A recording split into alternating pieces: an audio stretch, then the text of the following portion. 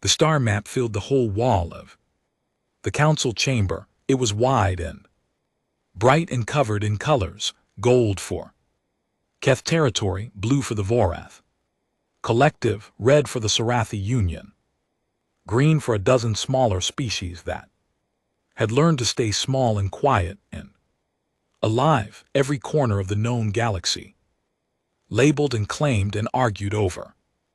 Centuries of war and trade and treaty, pressed flat into light on a wall, in the center of all that color, gray. Just gray.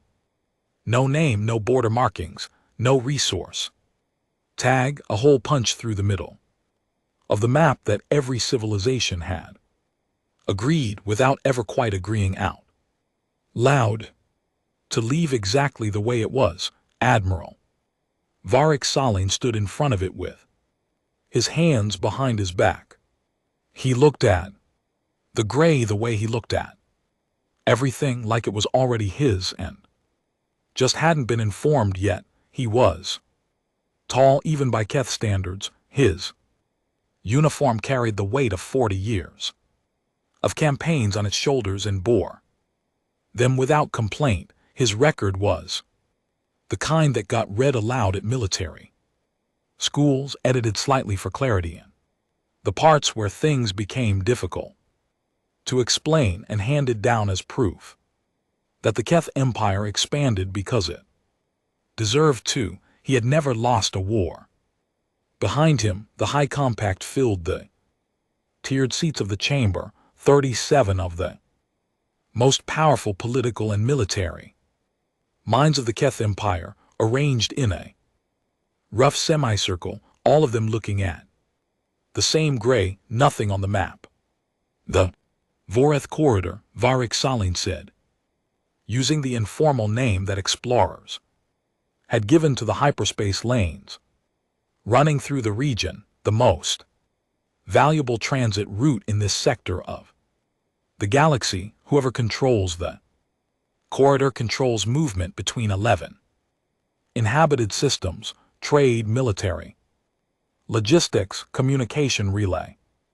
Everything flows through it or around it. He tapped the edge of the gray region. We have been moving around it for 60 years. That landed in the room the way he meant.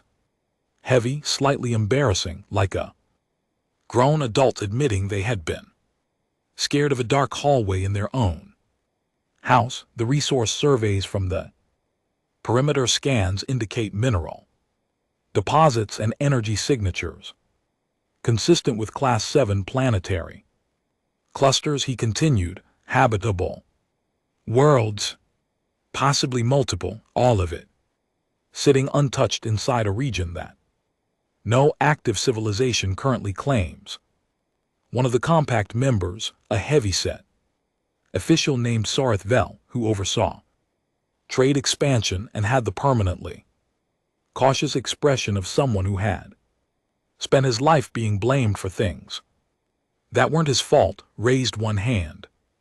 The treaty restrictions. There are no treaty restrictions, Varric Salin said. There are informal agreements and shared nervousness. Those are not the same thing as law. Sareth Vel lowered his hand. The admiral turned back to the map. The gray region had an unofficial shape to it, wide at one end, narrowing toward the other, like something that had been poured and then left to set. In the briefing materials, it was sometimes called the Pale, sometimes called the Silence. The cartographers who drew the original survey maps 200 years ago had labeled it with a single notation in the lower corner: survey suspended, reason crew. Consensus. Varric Salin had read that notation 3 times before he accepted that it was the complete record. No further explanation, no incident report, just crew consensus. And then every ship that had been sent to map the region had quietly turned around and come back, and none of the crew members had been particularly eager to discuss their reasoning. He found it Unimpressive, people talk themselves into cowardice every day of the galaxies. History, it was practically a tradition. We are proposing a formal annexation. Survey, he said.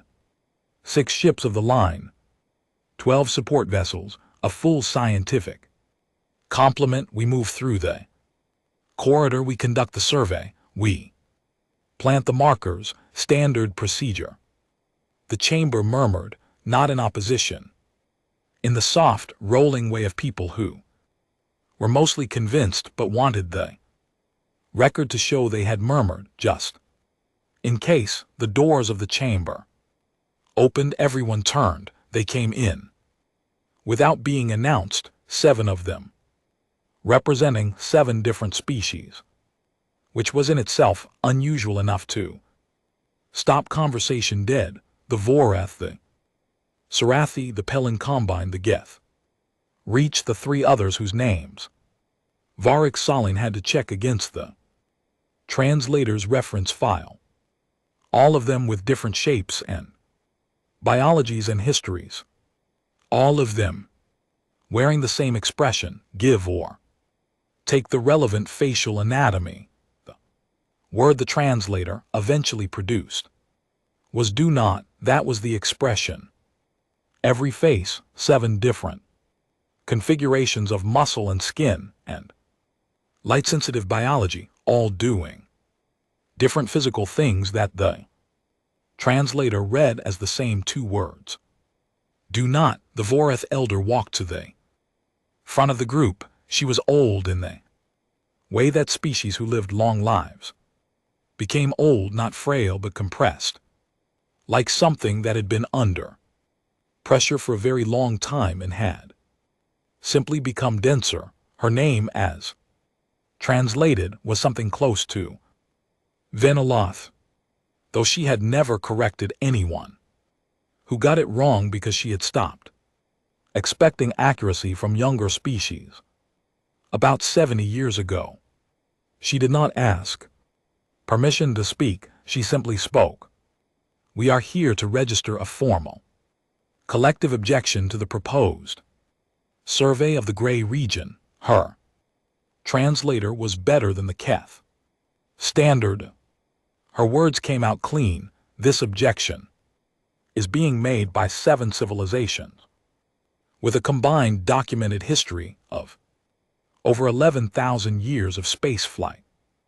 We make it with full awareness that it will likely be dismissed. That's a remarkably pessimistic opening, said Soreth Vel. We have given this warning before, Venaloth said to the Pelori Dominion, to the Kashan Republic, to the Breather Union, to others whose names your records may not carry because they no longer exist to be recorded. She paused. We made that mistake.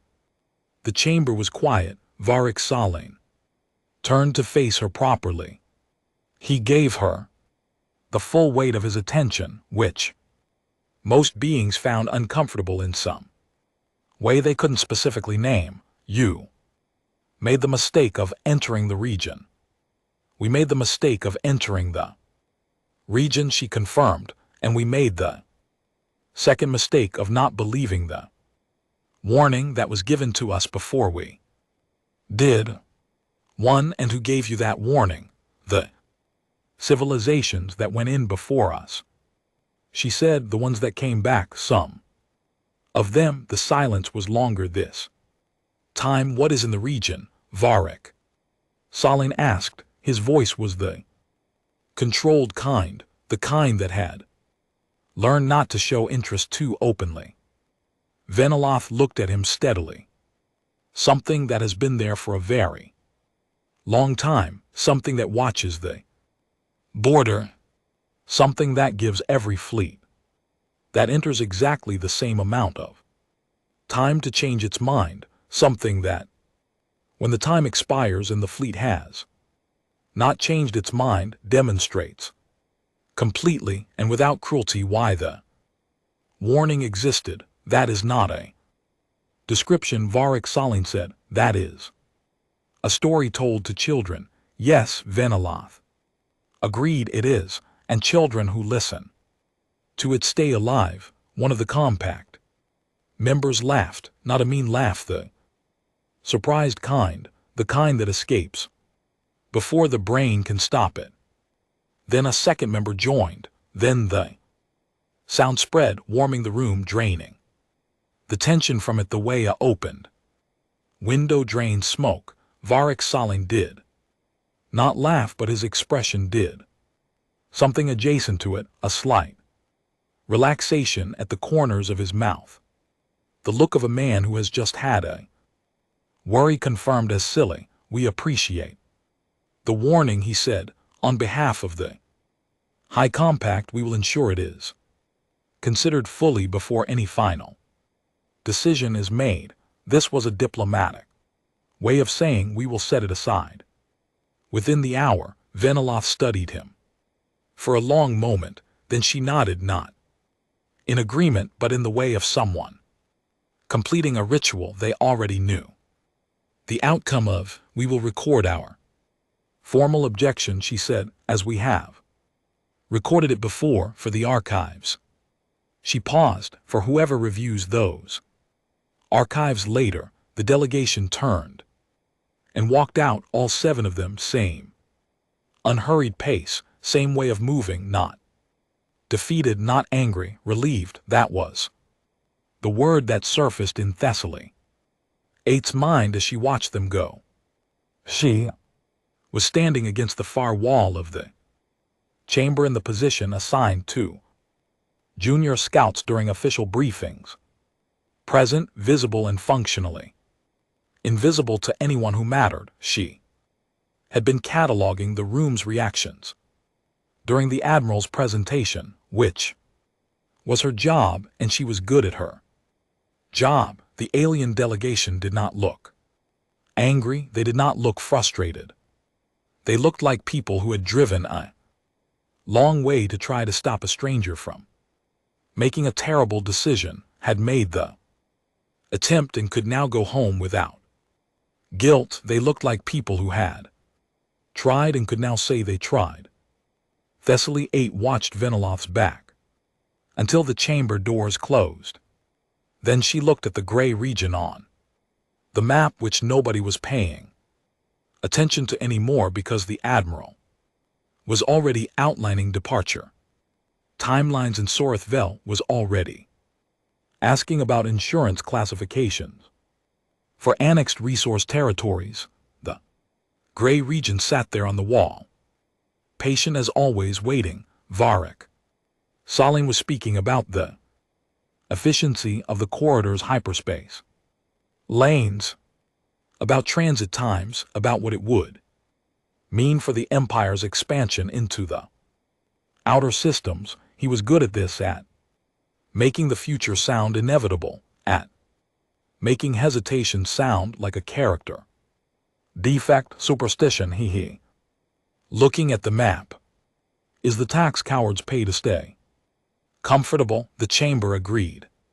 Not in words, in the sound of 37 people shifting slightly forward in their seats, leaning into the momentum of it. Thessaly 8 wrote it down in her log, filed it under the mission header, attached it to the departure authorization forms that would go out by morning. Then she looked at the gray region one more time. She could not have said why she looked. There was nothing to see. It was just gray, just empty space on a colored map surrounded by everyone else's ambitions and histories. But standing in that room, listening to the Admiral talk about what was theirs to take, she felt not fear exactly, not anything she had a good word for. The feeling of a door she could not see but knew was somewhere close. The feeling of something on the other side of it that had heard them knocking, that had been expecting them. She closed her log, straightened her uniform, prepared for deployment. Outside the chamber, the 7 alien delegates were already gone, walked out into the corridor and disappeared back to their ships, back to their own councils, back to the records they kept of all the times they had stood in rooms exactly like this one, and said exactly these words and watched exactly this sequence of events unfold. The fourth elder, moving through the long corridor toward the docking bay, said nothing to her companions. There was nothing to say, there never was. At this point, she had done what could be done.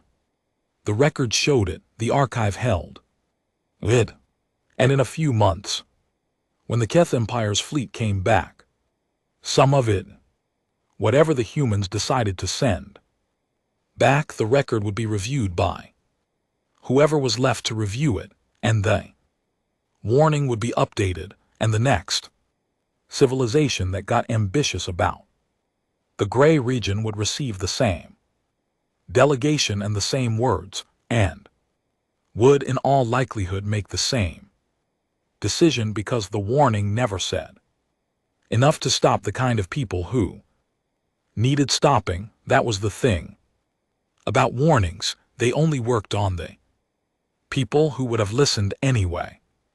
The first 3 days were perfect, that was the problem, that was the thing Thessaly 8 kept returning to later when she had time to think about it, how clean everything was, how cooperative the sensors were, how the stars sat exactly where the charts said they would sit, and the hyperspace lanes ran smooth, and the readings came back normal on every sweep, and nothing happened, nothing at all. 18 warships of the Keth Empire slid into the Gray region on a Tuesday morning by Compact Standard Time, and the Gray region received them without comment, no interference, no signal, no unidentified contacts, just space-wide and dark and still. The crew of the survey flagship Keth Dominant celebrated the clean entry with a meal that was slightly better than the standard rations. Admiral Varric Solon filed the first mission log, noted the absence of any resistance or anomaly, and described the alien delegation's warning as consistent with interspecies superstition, motivated by resource protectionism. Thessaly 8 ate her meal at the junior officer's table and said nothing. She watched the stars outside the viewport and thought about the word times nothing. Nothing was not a neutral thing, nothing was a choice. Nothing was what you got when something had decided not to act yet. She filed this thought under times personal observations, non-essential times, and went back to her readings. On day 4, they found the first debris field. It was not large. A cluster of broken hull sections and dead machinery spread across a volume of space roughly the size of a small moon's orbit. The metals were corroded in the way of very old things, not by atmosphere, since there was no atmosphere, but by time and radiation and the slow, patient work of the vacuum on everything that wasn't maintained. The survey team cataloged it automatically. Debris fields were common enough near transit lanes. Accidents happened, ships failed. Thessaly 8 added her own notation to the standard entry: hull configuration, non-standard running identification query. The identification query came back in 40 minutes. She read the result 3 times, then she walked to the nearest porthole and looked at the debris and thought about what 40 minutes of processing time meant. It meant the computer had looked through every registered hull design in the Keth database, every allied species database, every historical record it had access to, and it come up with 14 of the 17 distinct hull configurations in the field were times unregistered, not from a species the Keth didn't have relations with, not from a civilization that was obscure or distant, unregistered as in the civilization that built those ships, was not in any current database because there was no current civilization left. To put it there, the other three she recognized them because she had studied expansion history at the military academy, and expansion history included the cautionary chapters, the ones about empires that had grown fast and then stopped. The Pelori Dominion, gone 80 years ago, cause listed as times. Internal collapse. The Kashan Republic, dissolved 140 years back, records incomplete. The Brother Union, 110 years before that, last entry in the historical record describing a fleet deployment that the next entry never mentioned again. All three of those civilizations had disappeared within a generation of their last known military expansion. She looked at their broken ships floating in the dark. She wrote up a full report, marked it priority, attached the identification data, sent it up the command chain to her supervising officer, Commander Fetch Valen, who was responsible for scientific cataloging on the survey mission. Fetch Valen marked it times. Noted, did not reply further. Thessaly 8 went back to her station and looked at her screens. On day 6, the second debris field appeared, then the third. Then by day 8, they had cataloged 11 of them scattered across the region, like breadcrumbs dropped by someone walking a very long, very old path, each one a cluster of dead ships, each one a mix of registered and unregistered hull types, each one sitting at an interval from the others. That was, she realized, not random. She ran the spacing through a basic geometric analysis because she had learned at the academy to run everything through basic geometric analysis. When the pattern felt wrong, the fields were positioned at exact intervals, consistent distance, consistent angle relative to the region center, consistent height relative to the galactic plane, like markers, like someone had placed them there, not as a warning. The galaxy was full of warning beacons, and this wasn't that. These weren't broadcasting, they weren't lit. They were just sitting, dark and still, in a pattern that was too precise to be coincidence and too old to be recent. She filed a second report, more detailed, included the geometric analysis, added a note at the bottom that said, these debris fields may not be the result of accidents. Recommend full structural analysis of field positioning before mission continues. Fetch Valen marked at times. Noted, she did not hear back. On day 9, the signal arrived. It came through on a standard broadcast frequency, the kind used for civilian communications, not military, not scientific, open and clear, and completely unencrypted, which meant whoever was sending it wasn't worried about anyone listening. The signal was a weather report. Thessaly 8 stared at her screen for a full minute, trying to decide if the translation was correct. It was a detailed, competent, thoroughly ordinary weather report, predicting atmospheric conditions on a planet that appeared on the survey maps as a small, rocky world 3 days ahead of their current position. Temperature, gradient, storm patterns, seasonal wind cycles. It was not the content that made her sit very still in her chair. It was the language. She ran it through 3 separate translation matrices because the first result seemed wrong, and the second confirmed the first, and she ran the third to make sure she wasn't somehow making an error in her reading of the output. She was not making an error. The language was human. a specific dialect of a human regional language, the kind spoken in a particular cluster of settlements that the Keth Diplomatic Archive described in the past tense, the way you described a place that no longer existed. The archive entry was thorough, species biology, cultural notes, technological level at last, contact, diplomatic status times, neutral, limited engagement times, and at the top of the entry, in the category for current status, species, human status, extinct, presumed, last confirmed, contact 310 years prior. She read the word times presumed times 5 times.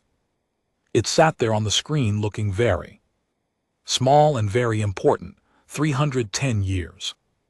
The Keth Empire had last made contact with a human settlement 3 centuries ago. The settlement had been small, isolated. The diplomatic files showed 2 formal exchanges, 1 trade negotiation that stalled, and then silence. The Keth had assumed the settlement had failed. Resources depleted, colony ship lost.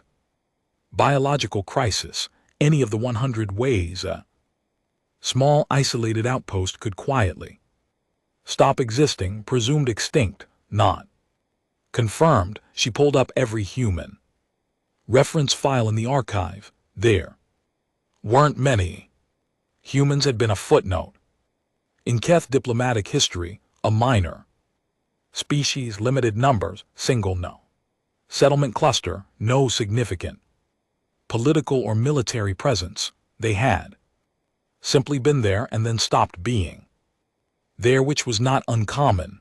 The galaxy was full of species that had tried spaceflight, settled a few worlds, and then encountered the 100 difficulties of survival at scale, and quietly disappeared. The archive listed 6 other civilizations that had gone the same way in the same time period. It was not considered remarkable. What was remarkable was a weather report in a dead language broadcasting live predictions about a planet 3 days ahead of them. Predictions that, when Thessaly 8 cross-referenced them against the survey team's own atmospheric readings collected at long range, were exactly right, current as of this morning. Someone was watching that planet's weather right now. She stood up, walked down the corridor to the command deck, knocked on the frame of the Admiral's situation room. Varric Solane was reviewing the mission timeline with 2 of his senior commanders. He looked at her the way he looked at all junior officers who interrupted his planning sessions with the focused patience of a man who was about to say something very precise about the appropriate chain of command. She handed him the report, both of them, the debris analysis and the signal. He read them. He was a thorough reader. She could see him processing the data, checking the translation reference, looking at the geometric analysis of the debris positions. He looked at the word times, presumed times, for about 3 seconds. Then he put the reports on the table, looked at the mission timeline. Continue the survey, he said. Sir, the debris fields are consistent with historical fleet losses in a high-risk transit zone, he said. Other civilizations failed to navigate this region. That is a navigation problem. We have better charts than any of them did. He picked up his stylus. The signal is either a historical broadcast still running on automatic, or it is a live signal from a small remnant population that survived in isolation. Neither scenario changes our mission parameters. If it's live, then we will make contact when we arrive, he said. That is how contact works, Lieutenant. You arrive and then you make it. He went back to the timeline. she stood in the doorway for a moment that lasted longer than she meant it to. Then she walked back to her station, sat down, and looked at her screen. The signal was still playing, the weather report cycling through its data. Temperatures, winds projected. Precipitation over the next 7 days. Calm, competent, unworried, 310 years. She pulled up the debris field positions on the map and looked at them together. 14 destroyed civilizations worth of ships positioned at exact intervals like measurements on a ruler, and in the direction they pointed at the end of the ruler's length, a planet. Broadcasting weather in a language that wasn't supposed to exist anymore, presumed extinct. She looked at the signal. She looked at the debris. She thought about what kind of species spent 300 years going extinct and still found time to predict the weather. She thought about the alien delegates walking out of the council chamber, the way Veneloth had moved, not angry, not sad, the expression of someone completing a ritual they already knew the ending of. We have given this warning before. Thessaly 8 looked at the debris fields. On her screen, 11 of them old as history, placed like mile markers, leading toward a center that was now 3 days ahead of them. She understood, somewhere below the level of words, that the markers were not left by accident, that they were not wreckage, that every piece of every dead ship in every field had been put there by someone who was very good at putting things where they needed to be, and then waiting. She filed her reports. She logged her concerns. She did what a good officer did. She watched the signal play, the weather report, calm, current, precise. The voice on the signal was unhurried, the voice of someone who had nowhere pressing to be, the voice of someone who had been doing the same job for a very long time and had found a kind of peace in it 3 days ahead. Whatever was there had been watching the border since before the Keth Empire had known the region existed, had watched empire after empire stand at the edge of the map and squint into the dark and make its decision, had watched them all come in, had let the fleet settle into its course. The weather report 3 days. The planet was alive, not barely alive, not clinging to survival in the way of small isolated colonies rationing power, recycling everything 3 times, watching population numbers with the careful attention of people who knew the math didn't favor them, alive in the way of a civilization that had been doing this long enough to be comfortable with it.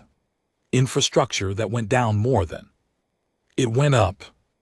Buildings carved into rock instead of raised above it, tunnels and chambers, and networks of buried structures spreading through the crust of the planet like the root system of something very old and very patient. From orbit, the surface looked quiet, almost empty. The survey team's deep scanners told a different story. Thessaly 8 watched the readout build in real time as the fleet's instruments found layer after layer of it. Power signatures a kilometer down, then 2, then 5, then deeper still. Thermal readings consistent with large-scale manufacturing, atmospheric processors running on a cycle that kept the surface breathable and the climate managed, and the storm patterns exactly where the weather report had predicted they would be. There were 3 moons. All 3 had been modified, not recently. The surface alterations on the oldest of them dated back 260 years by the geological analysis. Habitation. Domes collapsed or removed, but the tunnels underneath them still Pressurized, still lit, still carrying. The small, steady heat signature of machinery that had been running for 3 generations without stopping. Commander Fetch Valen, looking at the same data, called it times primitive. Bunker mentality. Said it was consistent with a population that had experienced some kind of traumatic event early in their history and had never psychologically recovered from the defensive crouch set it in. The tone of someone describing a species that had made a reasonable choice given limited options but shouldn't be expected to understand more sophisticated approaches to civilization. Building. Thessaly 8 looked at the moon, tunnels, and thought about what it took to carve pressurized tunnels through rock 260 years ago and keep them running continuously since, she wrote. Infrastructure suggests long-term strategic intent, not emergency. Response filed it, received no response at 600. On the third day, Commander Dara Os Mui made contact. She didn't appear on screen with any ceremony. The transmission opened and she was simply there, sitting slightly sideways in what looked like a working chair, not a formal one. She was holding something. She was eating, and she did not stop eating it when the connection established. She was a compact person, brown-skinned, with the particular quality of stillness that belonged to people who had learned that staying calm was not a personality trait but a survival skill. She looked at the Keth communication officer who had received the signal, then passed him at whoever else was in the room. Who's in charge? She said. Admiral Varric Solon stepped into the frame. She looked at him the way you looked at someone you had been expecting, the way a shopkeeper looks at a customer who has walked into the store every day for a month without buying anything and has finally picked something up and brought it to the counter. Admiral, she said. It wasn't a greeting, it was just the word placed in the sentence where a greeting would go. Commander. He matched her tone without meaning to. I am Admiral Varric Solon of the Keth Imperial Survey Fleet. We are conducting a resource survey of this region under authority of the High Compact. I know. She said. He paused. You know you're not the first, she said. You won't be the last, probably. She finished what she was eating. You got the warning right. The delegation, 7 species old. Vorath Elder, very serious. We received a warning, yes, and you came anyway. We found the warning unpersuasive, he said. She nodded slowly, the nod of someone hearing a sentence they have heard before and finding it no more surprising. The 15th time than the first. Yeah, she said. They always do. The word times they times occupied the room. They, not you. They, as in a category, as in a pattern that had repeated enough times to need a pronoun that was broader than any single fleet. Varric Solon did not acknowledge the word. He was too experienced a diplomat to show that a pronoun had landed. We would like to discuss the terms of this region's formal incorporation into the Keth Empire, he said. Standard annexation protocols allow for transition periods, partial autonomy, arrangements and resource sharing, agreements that benefit both. How many ships did you bring? She asked. He told her. She looked at something off screen for a moment, then back. Okay. Here's what I'm going to do. She settled slightly in her chair, not threatening, the way a person settles when they're about to explain something that should be obvious. I'm going to give you 48 hours to turn your fleet around and leave. Take your ships, take your crew. Go back to wherever the compact is and update your maps. Mark this region as occupied. Name it. Whatever you like, we've been calling it. The Patience, but you can call it something else if you want, Varric. Solane looked at her for a moment. And if we don't, then at the end of 48 hours you'll find out why every other fleet that entered this region either left or didn't come back, she said it. The way a mechanic tells you your brakes are going to fail. Not angry, not threatening. Just the flat transfer of accurate information from someone who knows the machinery to someone who doesn't, Varric. Solane glanced at the officers around him. The glance that meant, are you seeing this? What he saw in her, Thessaly 8 knew was weakness.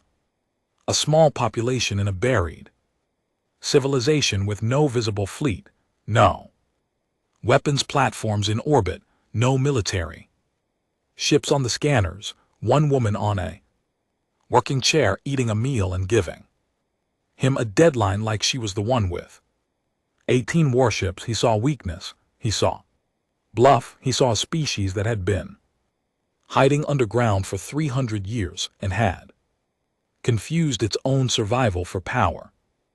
Commander, he said, and his voice was the careful kind, the voice he used when he was being generous to an opponent who didn't fully understand their position.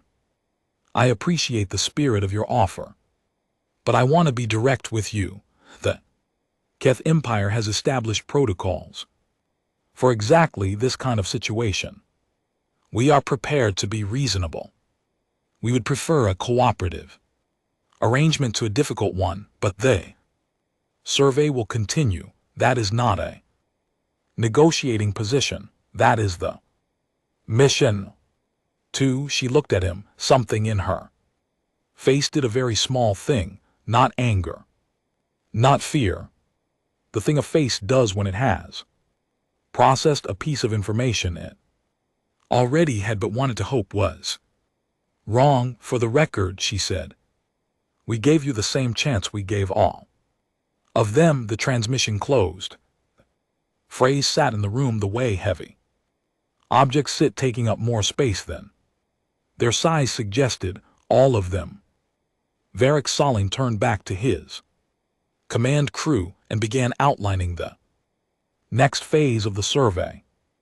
Resource teams, landing protocols, the ordered, professional machinery of an empire that had done this before moving into its next operation. Thessaly 8 sat at her station and looked at the closed transmission screen. All of them. She pulled up the debris field data again.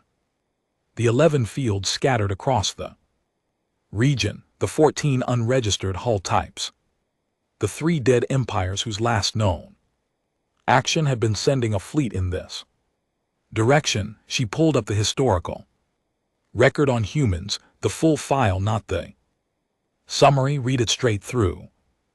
Species that had originated on a single planet, developed spaceflight, established a small cluster of settlements, then gone quiet. The last formal Keth contact 310 years ago. Colony outpost, modest in size, neutral in its diplomatic posture. She looked at the planet below, the tunnels in the moons, the buried infrastructure. She thought about what you built in 300 years if you decided not to expand outward, if you decided to go down instead of out, if you turned all the energy and time and material that other civilizations spent on ships and territories and wars inward into rock, into depth, if you spent 3 centuries building something that nobody could see from the outside in a region that every other civilization had learned not to enter, what would you have at the end of 300 years? She thought about the debris fields, the way they were placed. She thought about Veniloth's face times, relieved times when the warning was Rejected, she thought about Commander Os Mwangi eating her meal, not stopping. When the connection opened, the absolute absence of urgency in the way she had delivered the deadline, the same way a person gives an expiration date on a medicine not because they want you to be sick, but because that is simply when the thing stops working. 48 hours. Thessaly 8 opened a new personal log entry. She did not file it in the mission record. She wrote it because she needed somewhere to put the thought in her head was getting crowded. She wrote, Os Mwangi said all of them. This implies she has spoken to other fleets. In this position, this implies either this is not the first contact she has personally conducted, or she has access to the record of previous contacts conducted by others. Either way, there is a record. They have been doing this for long enough to have a record. She looked at what she had written. She added, a species does not develop a documented protocol for receiving invasion fleets unless they have received enough invasion fleets to need one. She closed the log on the command deck. Admiral Varric Saling was explaining to his senior officers why the 48-hour deadline was not a military threat but a psychological posturing move by a population that had no real leverage. He was thorough and logical and correct by every military framework he had available to him. He was correct the way a man is correct when he has all the right information and has assessed it against all the wrong context. In 47 hours and 51 minutes, the deadline would expire. Thessaly 8 looked at the planet, at the tunnels, at 300 years of building that faced inward instead of out. She thought, you only build inward if you have already decided you don't need to go outward. You only build inward if you have already made your walls so deep that outward doesn't matter anymore. If your defense doesn't sit on the surface, where fleets can find it and fight it and defeat it, but runs through the bones of every rock and moon in the system, invisible, patient, 300 years deep. She thought, the 48 hours is not a deadline for them. It is a courtesy for us. Outside the viewport, the planet turned slowly. In the dark, the surface quiet, the moon still. 300 years of work underneath every square kilometer of stone and ice and silence. The weather report played on the open channel predicting tomorrow's conditions. It had been right every time. The 48 hours passed without drama. No build-up, no warning signal, no visible change in the planet below or the space around the fleet. The deadline expired the way a clock reaches midnight, not with a sound but with the simple fact of one number becoming another. At 1 on the second day, Commander Dara Os Mwangi did not transmit. There was no second message, no final warning. The channel that had carried her voice stayed silent and stayed that way. Admiral Varric Saling ordered the survey to proceed. The first thing that happened was the route stopped working. Not the ships, not the weapon systems or the engines or the life support, just the navigation, the hyperspace corridor they had entered through, the one that was supposed to run clean and clear all the way back to compact space, returned a path error when the fleet's navigators ran the calculation that should have produced a 3-day transit back to the border instead produced a set of coordinates that didn't match anything in the charts. The navigators ran it again, different result, same problem, not wrong in a consistent way, wrong in the way of a map that someone had altered while you weren't watching, they ran at 7 times 7 different results. None of them matched the route they had come in on. The route they had come in on no longer existed. It had not been jammed. Jamming would have shown up on sensors as interference, as a signal source, as something to locate and target. This was cleaner than jamming. The route simply was not there anymore. The corridor they had sailed through for 3 days had been quietly, while they were busy looking at the planet, rewritten. 48 hours, Varric Solin stood at the navigation console looking at this for approximately 90 seconds before issuing orders for the fleet to close formation and go to combat readiness. The fleet closed, the weapons came up. Every scanner turned outward, watching for the approaching force that was about to make itself known. Nothing approached. The space around the fleet was empty in every direction. Stars dark, the planet below still quiet, the moon still. Then the first asteroid moved. It was not a small asteroid. It was roughly 4 kilometers at its widest, which put it in the category of objects that other objects get out of the way of, not the category of objects you intercept. It had been sitting in a slow orbital path at the edge of the system, catalogued on day 1 of the survey as a natural feature. Unremarkable. It moved like something with a purpose. Not fast, not faster than it needed to be. A steady, committed arc that placed it precisely in the gap between 2 of the fleet's destroyer-class ships. When Thessaly 8 scanner resolved it at close range, she saw what the day 1 survey hadn't shown. The interior of it had been hollowed and rebuilt, engines retrofitted into the rock itself. Not recent work. The construction signatures were old, decades old, which meant the asteroid had been sitting in that orbital path for 30 or 40 years, waiting. Engines cold, indistinguishable from natural rock, waiting for a fleet. Destroyers opened fire on it, of course. They did. Their weapons were good.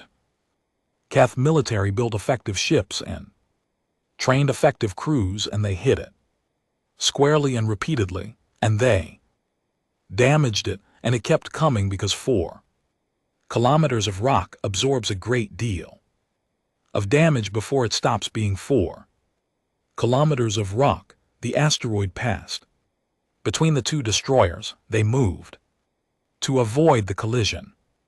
The maneuver took them out of formation. The second asteroid was already moving. By then, Thessaly 8 watched her scanner, bored, and felt the pattern before she could name it. She had an analyst's instinct, the product of 3 years of training that taught her to look at the shape of things rather than the pieces. She saw the 2 destroyers pulled out of position. She saw the gap that created in the fleet's formation. She saw the gap fill almost immediately with 3 smaller contacts, not asteroids, ships. Old ones, Keth built from the look of the hull signature, centuries-old design, pulled from the debris fields and reactivated and crewed by nothing at all, running on automation, used as kinetic rams aimed at the fleet's flanks. Their own predecessor ships turned around and sent back. She watched the fleet fight. She watched it fight hard and with real skill. Varric Solin was a good admiral. His crew responded quickly and coordinated well and adapted to each new faster than they had adapted to the last. For the first hour they held their ground. For the second hour they held something adjacent to it. They were not being destroyed. That was what she noticed by hour 3. That was the thing that sat wrong in her. Just the observation that pushed through everything else, and demanded attention. They were not being destroyed, ships were being hit, systems damaged, too. Frigates had taken heavy fire and pulled back from their positions, but the fleet's core, the flagship and the heavy cruisers and the troop carriers, was intact. The attacks were precise, and they were sustained, and they were not lethal too. What mattered? She looked at the pattern of the attack again, watched the way each strike fell, the way the asteroids moved and where they moved, and the gaps they created and where those gaps led. The fleet was being pushed slowly, systematically sorted. The word came to her the way words came when the brain had been working on a problem for longer. Then you realized the attacks were not designed to destroy the fleet. They were designed to move it, to push some ships towards certain vectors while keeping others in place, to separate the fleet into groups, not by force but by the architecture of the attack, by making certain directions dangerous and certain directions not. She ran the vectors on her screen, drew the lines, looked at where each group of ships was being nudged toward.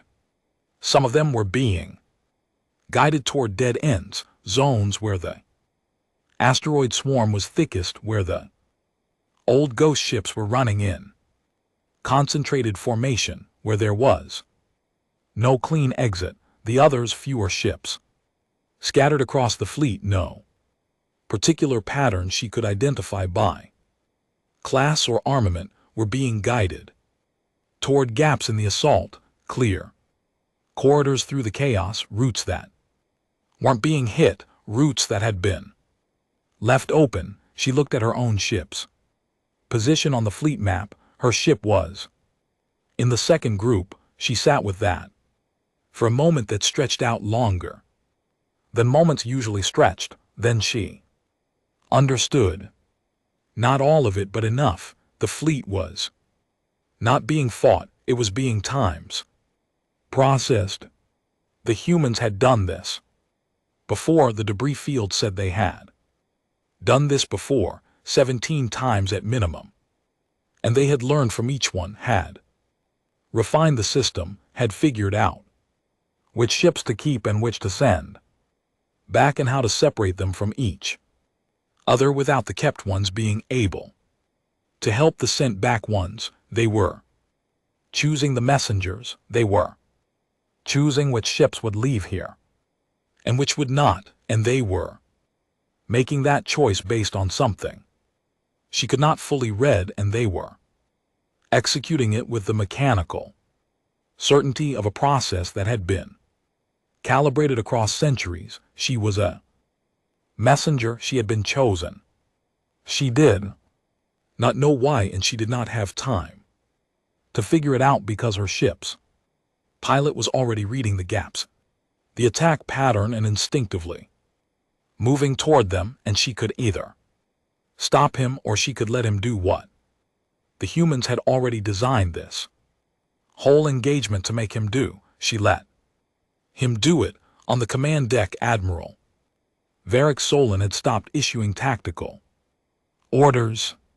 He was still standing. He was looking at the battle display with his hands at his sides and his face doing something it had never done before in 40 years of campaigns, understanding not of the tactics. He had understood the tactics an hour ago, understood them well enough to know that his counters were working exactly as well as the humans wanted them to work, which was not well enough. He was understanding something larger, the thing that the debris fields had been pointing at, and that he had labeled times navigational failures by less advanced civilizations. This had not been built for him. This had been built for whoever came. It had been built to work against Keth tactical doctrine and Pelori tactical doctrine and Kashin tactical doctrine and every other doctrine from every other fleet that had made this trip, because it had been tested against all of them and refined. Accordingly, he was not fighting a defense that had been built for his fleet, he was fighting a defense that had been built from his fleet's predecessors. He sent one last communication to High Compact. 3 sentences.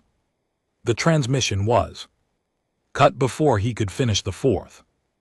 Not by the humans, by the damage to his communications array from a strike he hadn't seen coming because he had been looking at the wrong part of the display. Thessaly 8 did not hear what the 3 sentences were. She heard from across the command deck the sharp silence that followed a cut transmission. She heard her pilot say they were clear of the engagement zone. She looked at the scanner board and saw that 11 ships made it through the gaps. 11 of 18. She looked at what was happening behind them at the 7 ships that had not made it through. They were not destroyed, not yet. They were contained, held inside the asteroid formation like something cupped in a hand, still fighting, their weapons still working, their crews still alive, still alive. The humans could have killed them at multiple points in the last 5 hours. She had seen angles of attack that could have been lethal and had been instead something less than lethal, something precisely calibrated to damage without killing. They were keeping them. She didn't know what for. She didn't let herself finish the thought. Her ship passed through the last gap in the asteroid formation and came out into clear space, and the gap closed behind them, not quickly, not dramatically, but with the slow certainty of something that had been set in motion a long time ago and was now completing its arc. 11 ships running along vectors the humans had decided sometime in the last 48 hours to leave open for exactly this purpose.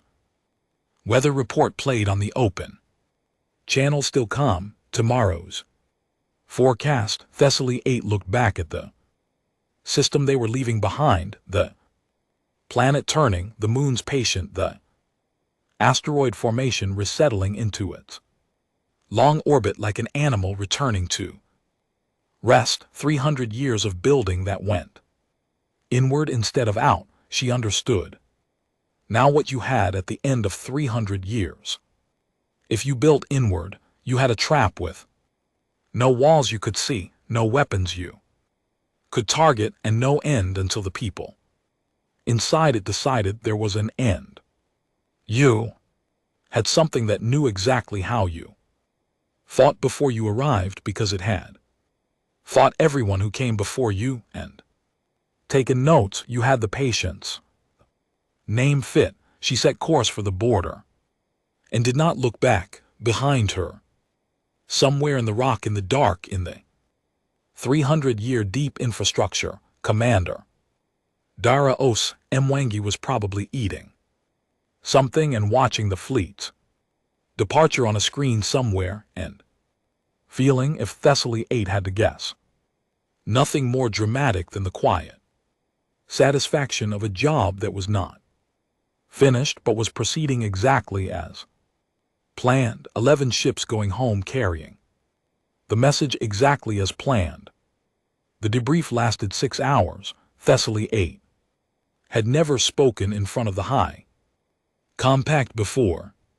She had stood in that chamber once when she was first commissioned with 40 other junior officers in a row and received her assignment tablet without looking up.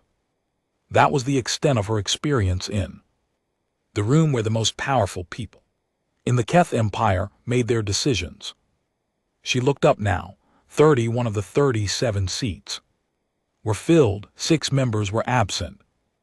3 because they were coordinating with border stations, 2 because they were managing the public response to the fleet's return, and 1 because he had that his physician had suggested rest, and the compact had agreed. She told Them everything from the debris fields. On day 4 to the geometric. Positioning to the signal in a dead. Language to the 48 hours to the way.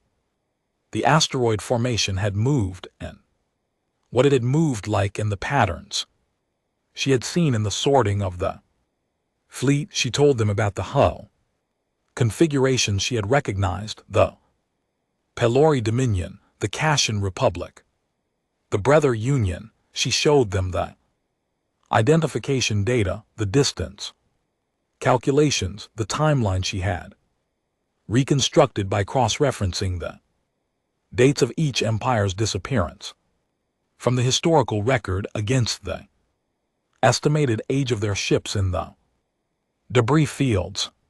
She put it on the chamber's display where the star map had been, the gray region in the center now, with the debris fields plotted on it, now with the entry and exit vectors of the fleet mapped in, now with the position of the planet and the moons and the movement of the asteroids drawn as lines across the display. She pointed at the timeline on the right side of the display, 300 years each. Event marked each fleet that had entered, each group of ships that had come back out, each empire whose last logged action was a survey or annexation attempt pointed toward the gray region. The chamber was silent for a long time.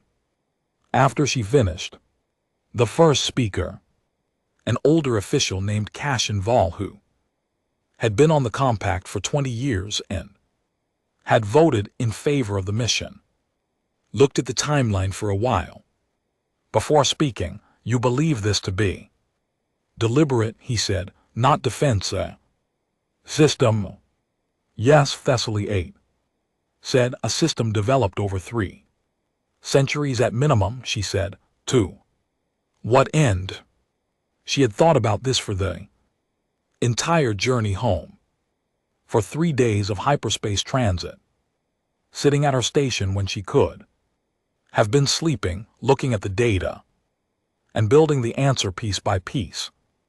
Though the fields are placed at exact intervals, she said, every fleet that enters the region encounters them. Some navigate past, most keep going. The ones that reach the planet are given 48 hours and then engaged. The engagement is designed to let some ships go. Those ships come home, they tell the story.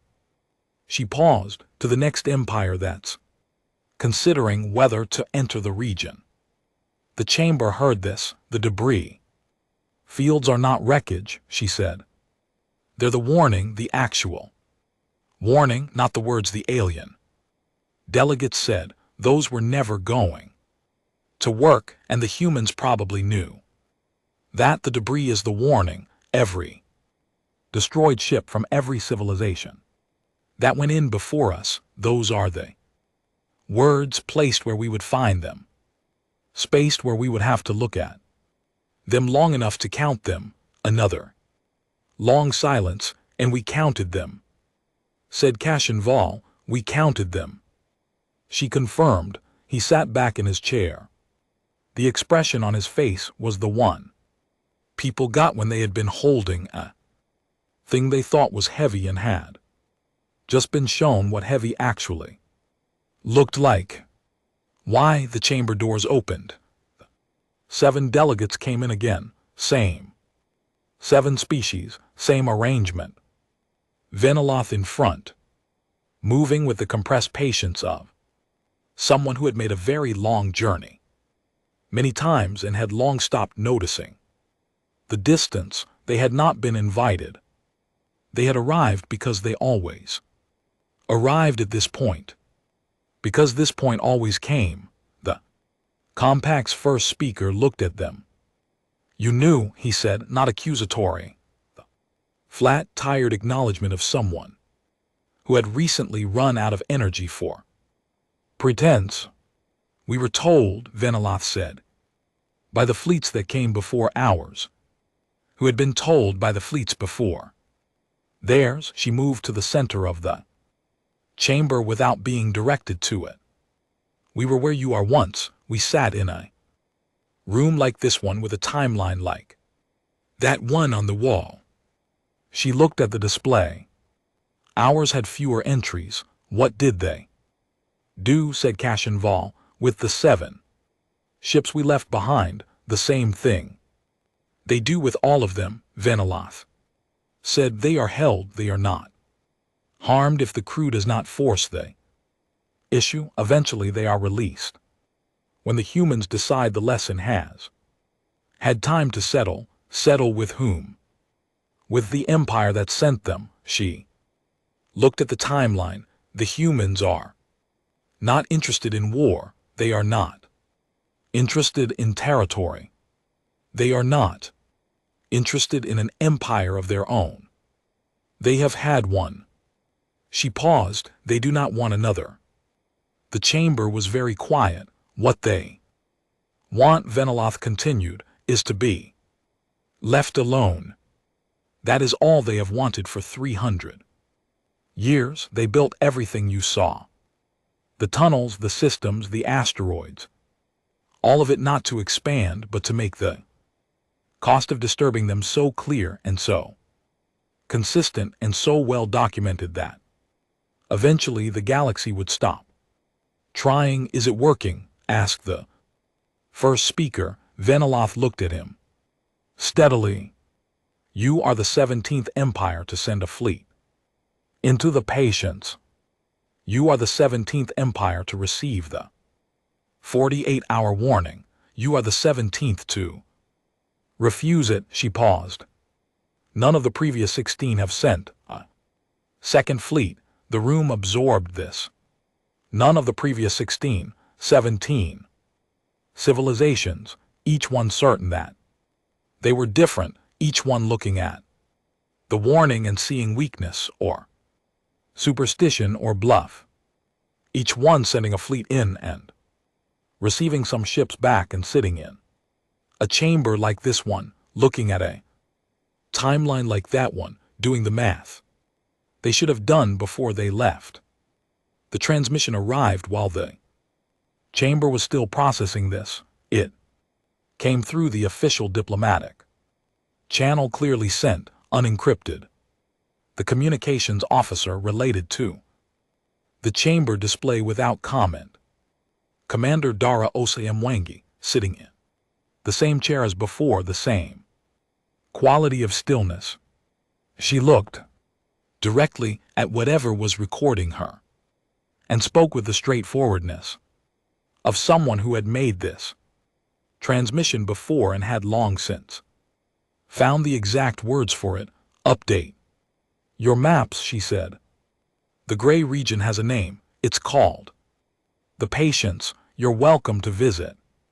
We have no objection to traders, researchers, or anyone else coming through in small numbers. We'll establish a proper contact protocol if you want one, but come with military intent and we'll finish what we started. She paused. The pause had nothing in it, no threat, no drama, just the beat of a person checking that their meaning was clear. We'll release your 7 ships when our analysts have finished the review, probably 3 months. Your crews are fine. Another pause. You're welcome to send the warning on to whoever comes next. That's the whole point. The transmission ended. The chamber sat with it. You're welcome to send the warning on. That's the whole point, not a threat, an instruction. The humans did not want the warning kept quiet. They wanted it spread accurately, with all the detail and all the data, to every civilization in every direction. They wanted the 17th Empire to tell the 18th. They wanted the story told correctly so that eventually, maybe, the number of fleets that needed to learn this lesson the hard way would get smaller. The warning was not about the humans. The warning was the entire system, the debris fields and the dead ships and the 48 hours and the sorted fleet and the ship sent home. All of it was the warning. The alien. Delegates had never been the point. They were the cover page, the actual document. Was the gray region itself, 300 years of accumulated evidence arranged in a shape. That said, this has happened before, and here is how it ended, and here is your chance to make a different choice.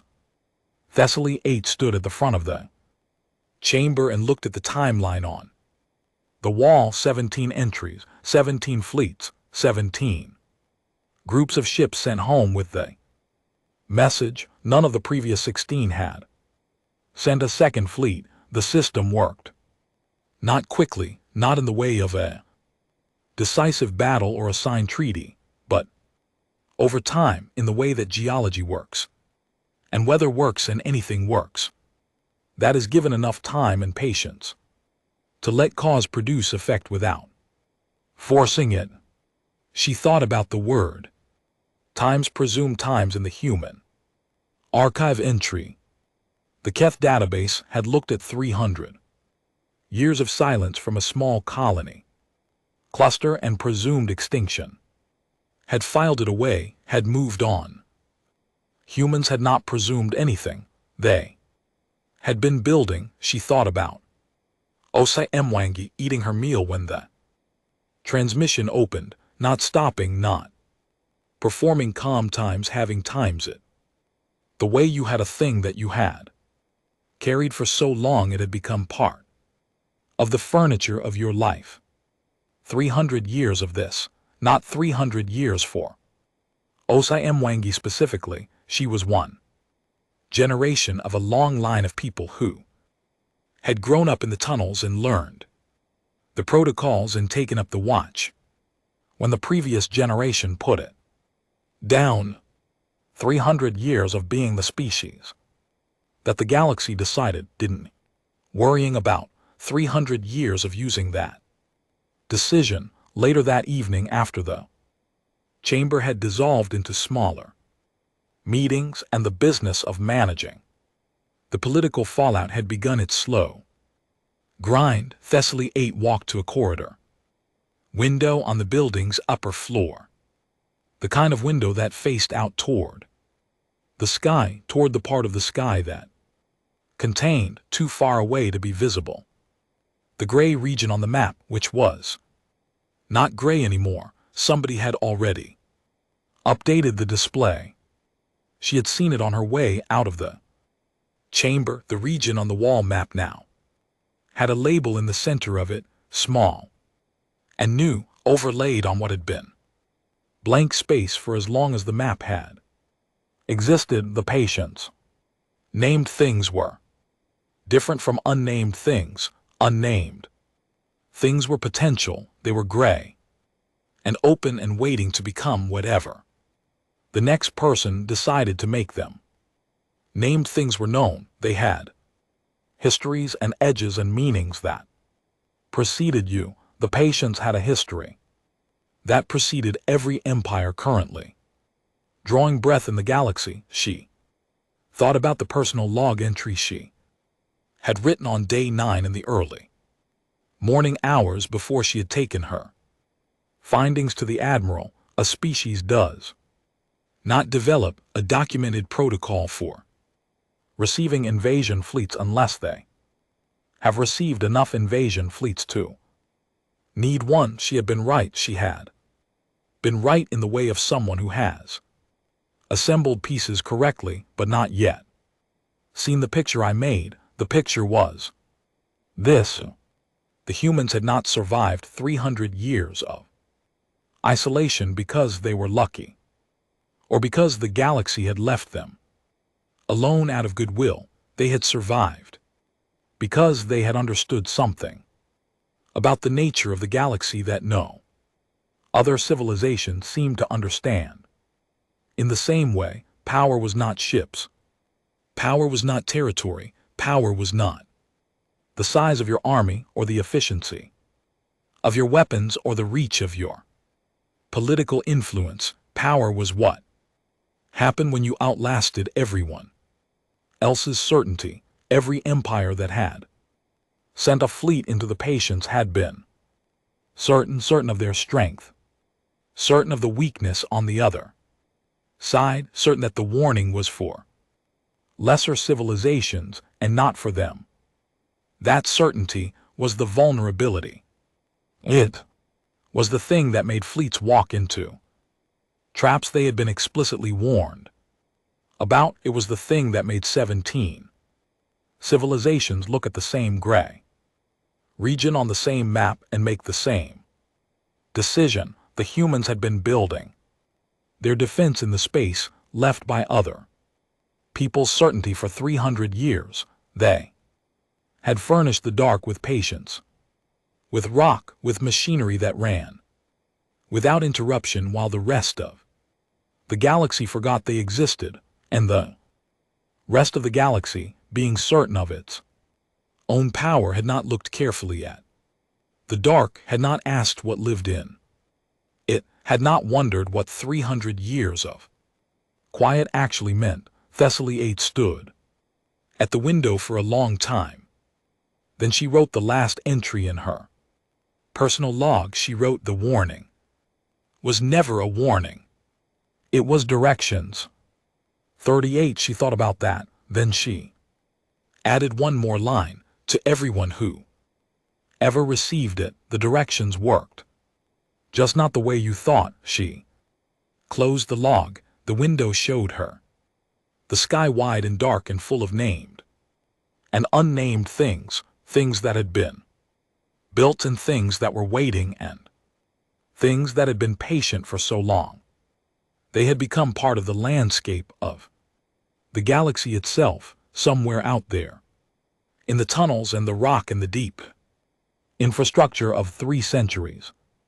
Commander Dara Os Mwangwi was probably filing a report, noting the date, updating the record, adding the 17th entry to the list that the 18th would eventually read, the list that said in 17 different ways, this is what happened, this is what they found, this is how it ended, the list that was itself the only warning that had ever had a chance of working, because the only warning anyone ever believed was the one written in the language of things that had already happened.